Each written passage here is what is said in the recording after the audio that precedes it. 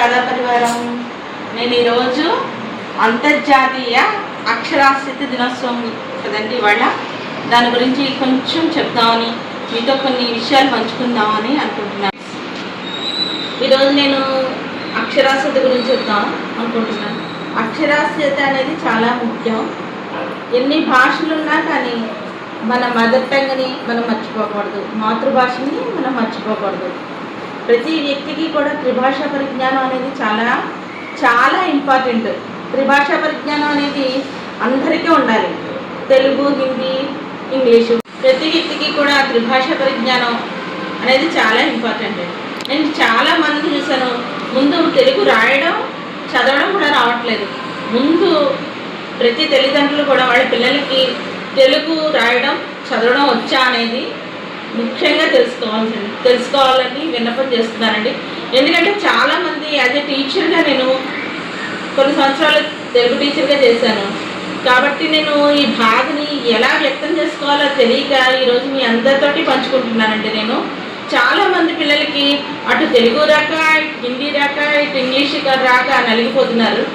త్రిభాష పరిజ్ఞానం అనేది చాలా ఇంపార్టెంట్. ఎందుకంటే international language English, national language Hindi, మాతృభాష తెలుగు అనేది ఈ మూడు కంపల్సరీ రావాలి.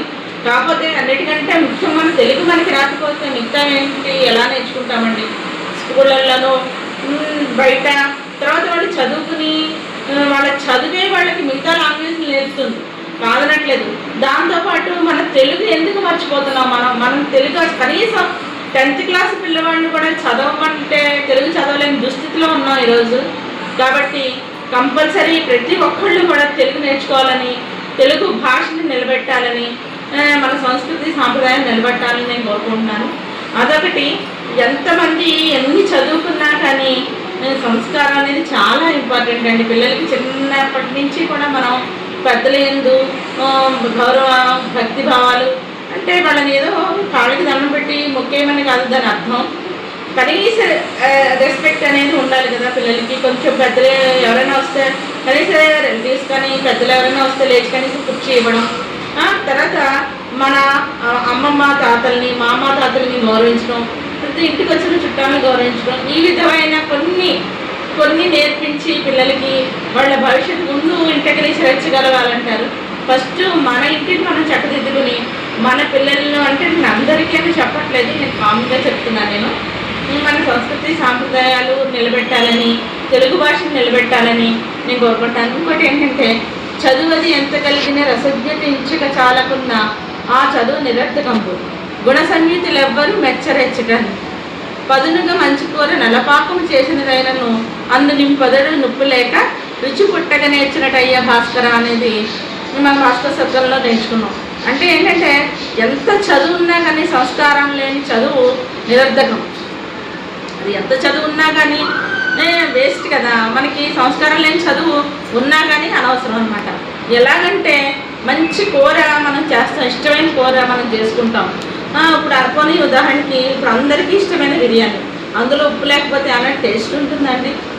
అలాగే ఎంత చదువుకున్నా కానీ సంస్కారం అనేది లేకపోతే ఆ చదువు ఉన్నా కానీ లేనట్టే. అలాగే దేశ భాషలంతా తెలుగు లెస్స అని మన భాషని మనం నిలుపుకుందాం. ఈ వాక్యాలు నేను చెప్పిన మాటలు ఎవరినైనా హట్ చేసి ఉంటే నన్ను క్షమించండి. చాలామంది పిల్లలు ఏం చదువుతున్నామో ఏంటో వాళ్ళకి అర్థం కావట్లేదండి. ఏదో చదవమన్నారు కాబట్టి మనం చదువుతున్నాము, దానివల్ల ఉపయోగం ఏంటి? మనం చదివేది ఏంటి? అది దేనికి సంబంధించింది? అందరూ ఇంజనీరింగ్ చదువుతున్నారు కాబట్టి మనం ఇంజనీరింగ్, అందరూ డాక్టర్ చదువుతున్నారు కాబట్టి మనము డాక్టర్స్, లేకపోతే నీట్. అసలు వాళ్ళు ఎందుకు చదువుతున్నారు ఏంటి? వాళ్ళ యొక్క గోల్ ఏంటి?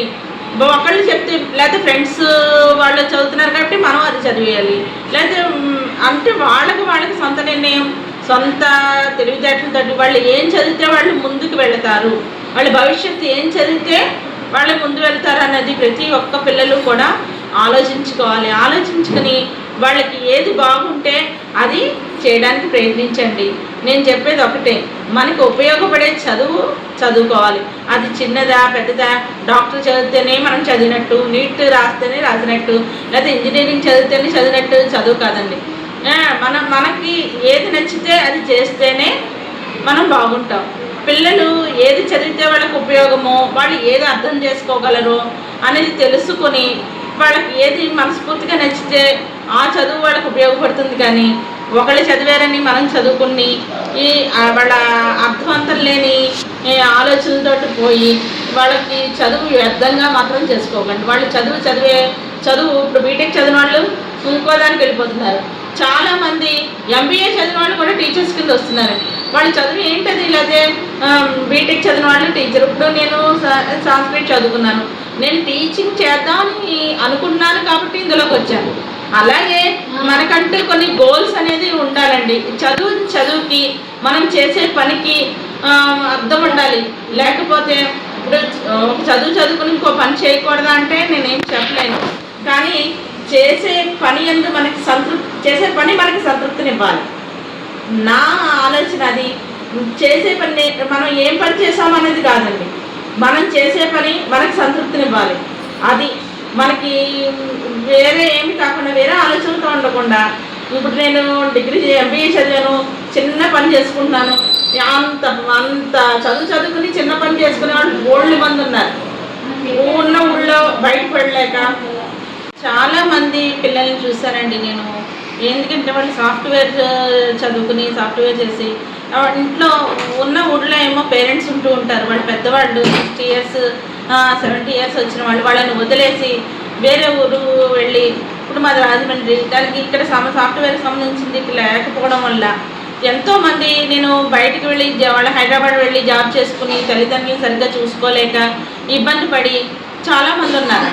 అలాగా కొంతమంది కాకుండా తెగించి వాళ్ళు సాఫ్ట్వేర్ చదివినా వాళ్ళు చిన్న ఉద్యోగాలు, సేల్స్ మ్యాన్ కింద సంథింగ్, ఎంత పెద్ద చదువుకున్నా వాళ్ళ కుటుంబానికి నచ్చిన విధంగా చాలామంది బతుకుతున్నారండి. వాళ్ళని అదేంట్రా నువ్వు అంత చదువుకుని ఆ మాత్రం చదువు దీనిగా ఈ మాత్రం జాబ్ చేసుకోవడానికి నువ్వు అంత పెద్ద చదివింది అని మనం అనగలుగుతున్నాం తప్పించి ఏం చేయలేకపోతున్నాం.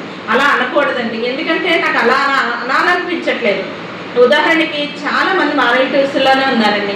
పెద్దవాళ్ళు అయిపోయి ఇద్దరు ఒంటరిగా ఉండి పిల్లలు దూరానికి వెళ్ళిపోయి వాళ్ళు చాలా ఇబ్బంది ట్రబుల్స్ పడుతున్నారు. అలాంటప్పుడు అలా కాకుండా వాళ్ళు ఉన్న ఊళ్ళోనే ఏదో ఒక ఉద్యోగం చేసుకుంటే వాళ్ళ కుటుంబానికి సపరేట్ అత్యాస అనేది పనికి రాకుండా ఏముందండి. ఎంత ఉన్నా కానీ పట్టెడు మెతుకుల కోసమే కదండి. కూడు గుడ్డ నీడ ఉంటే చాలంటారు. అలా ఉండి తన కుటుంబాన్ని తను బాగా చూసుకుంటూ సుఖ సంతోషాలతో ఉండాలని. ఈ వీడియో మీకు నచ్చితే నాకు ఏం చెప్పాలో కూడా అర్థం కావట్లేదు. ఎందుకంటే నేను చాలా బాధపడుతున్నాను కూడా. చదువు చాలా మంది ఏంటో వాళ్ళకి అర్థవంతం లేకుండా అర్థం కాని చదువు చదివి ఎటు వెళ్ళలేక ఏం చేయలేని పరిస్థితుల్లో కూడా చాలామంది ఉండడం నేను గమనించాను. ఇదొకటి ముఖ్యమైన పాయింట్. నెక్స్ట్ ఏంటంటే చాలామంది పిల్లలు 10th క్లాస్కి వచ్చినా కానీ వాళ్ళకి తెలుగు చదవడం రాదు. కనీసం ఒక పేపర్ కరెక్ట్గా చదవలేని దుస్థితిలో ఉన్నారండి. అది మనం మార్చుకొని ప్రతి పేరెంట్స్ స్కూళ్ళకి ఎంత బాధ్యత ఉందో చదివించడం, స్కూల్లో టీచర్స్ ఎంత బాధ్యత ఉందో చదివించడం, ఇంట్లో పేరెంట్స్ది కూడా అంతే బాధ్యత ఉంది. మన పిల్లలు ఏం చదువుతున్నారు, వాళ్ళు ఏం చదువుతున్నారు, కనీసం మన భాష.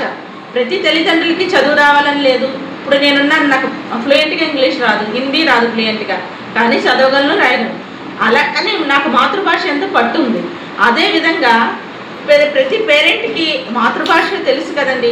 కనీసం వాళ్ళ పిల్లలు తెలుగు చదవగలుగుతున్నారా, రాయగలుగుతున్నారా, ఇంట్లో ఏం చేస్తున్నారు అనేది కనీసం కొంచెం పట్టించుకొని వాళ్ళ భవిష్యత్తు తీర్చిదిద్దాలని కోరుకుంటానండి. నేను బాధపడ్డాను. నేను చాలా చోట చూశాను, పిల్లలకి చదవడం రావట్లేదు, తెలుగు చదవడం రావట్లేదు. అది నా బాధ. ఏ విధంగా చెప్పాలో తెలియట్లేదు.